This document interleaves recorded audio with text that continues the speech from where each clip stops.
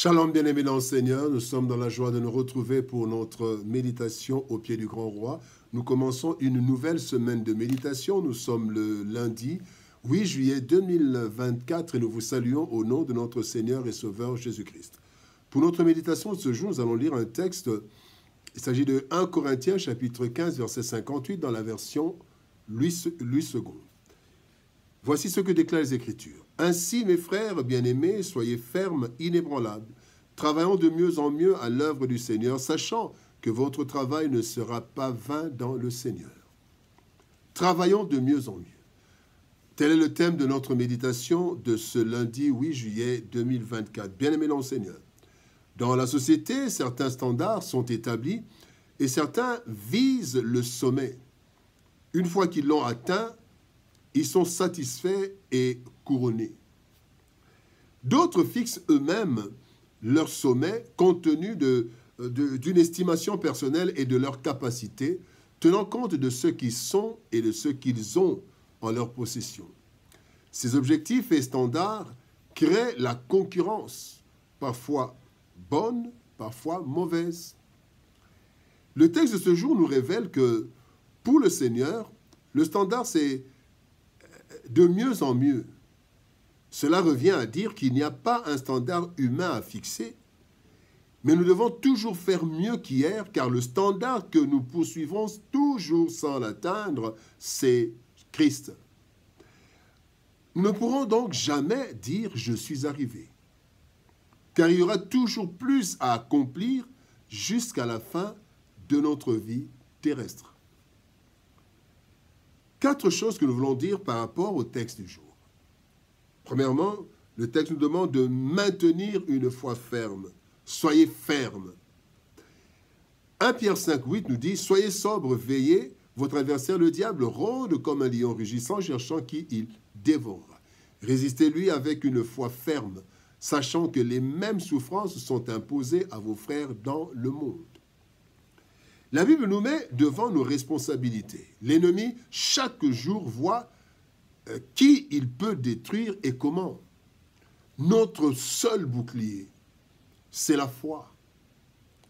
C'est la foi.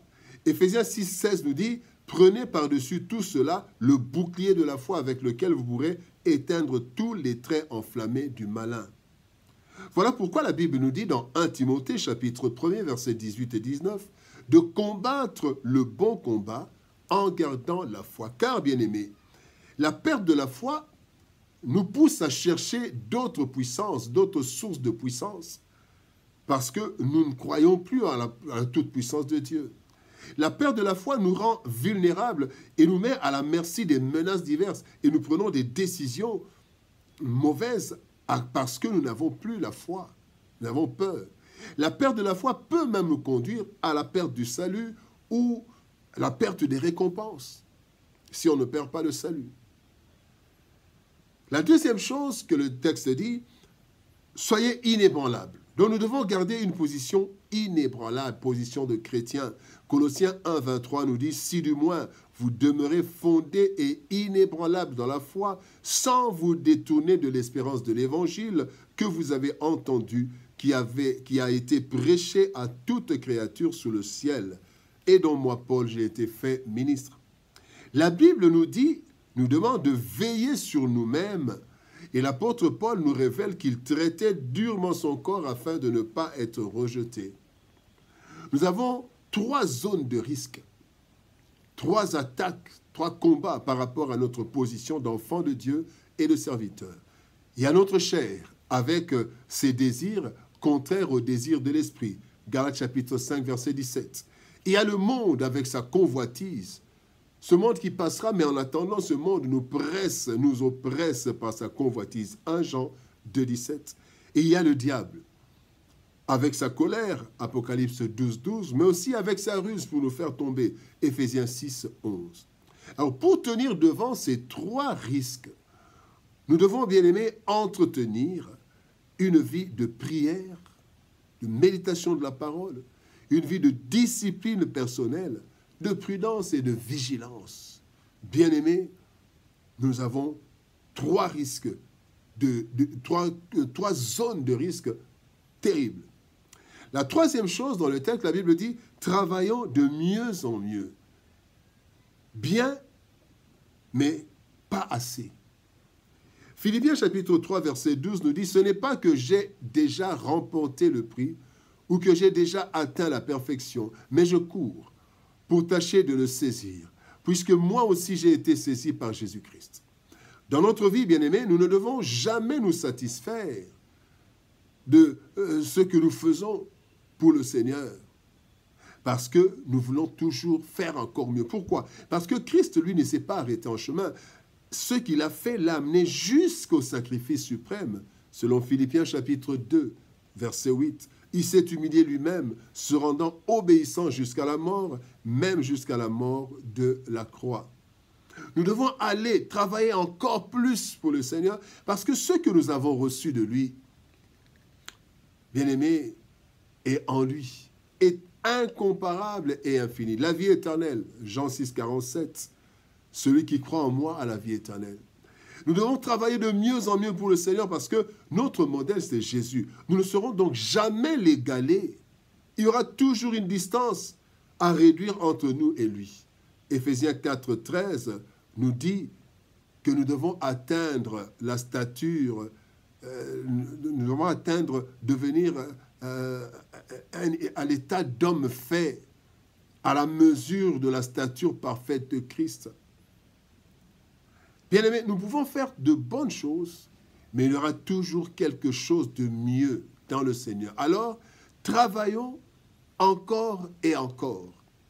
Quatrième chose, parlons de la motivation suprême. Hébreux chapitre 6, verset 10 nous dit « Car Dieu n'est pas injuste pour oublier votre travail et l'amour que vous avez montré pour son nom, ayant rendu et rendant encore des services aux saints. » Bien-aimés dans le Seigneur, lorsque nous vivons en cherchant à toujours faire mieux pour la gloire de Dieu et non pour notre gloire, sachons-le, soyons rassurés que notre travail ne sera rémunéré justement et même au-delà de nos attentes. En effet, bien-aimés, contrairement aux humains, Dieu n'oublie rien du tout. Il y a même un livre de souvenirs, nous dit, devant lui, nous dit Malachie chapitre 3, verset 16. Alors, nous pouvons évoquer, entre autres, deux cas. Le cas de Mardochée, oublié par toute une administration royale, mais Dieu a tourmenté le roi un jour jusqu'à ce que Mardochée fût récompensé. Et cela, le jour même où était programmée son exécution injuste par Haman. Esther chapitre 6, versets 1 à 11. Il y a aussi le cas de Joseph. Joseph, oublié par les chansons du roi, auquel Joseph avait rendu service. Mais Dieu réveilla le souvenir de les chansons 2 ans après, pas pour une simple libération, mais pour une élévation inimaginable dans toute l'Égypte. Genèse chapitre 40 et 41. Bien-aimés dans le Seigneur, travaillons de mieux en mieux. Seule la mort déterminera la fin de nos efforts sur la terre en ce qui concerne notre vie et notre œuvre dans le Seigneur. L'apôtre Paul en témoigne en disant « Frère, je ne pense pas l'avoir saisi, mais je fais une chose, oubliant ce qui est en arrière et me portant vers ce qui est en avant. » Philippiens 3, 13. Pour aller toujours de l'avant, bien-aimés, et en avant, sans s'arrêter par autosatisfaction, nous devons conserver une foi ferme, une position inébranlable, obtenue à travers la parole de Dieu et une vie de prière sérieuse, ainsi que une discipline personnelle face aux vents et marées de ce monde. Tout cela, bien-aimés, ne sera pas vain, car Dieu nous rémunérera au-delà de nos attentes. Bien-aimés, travaillons de mieux en mieux. Prions.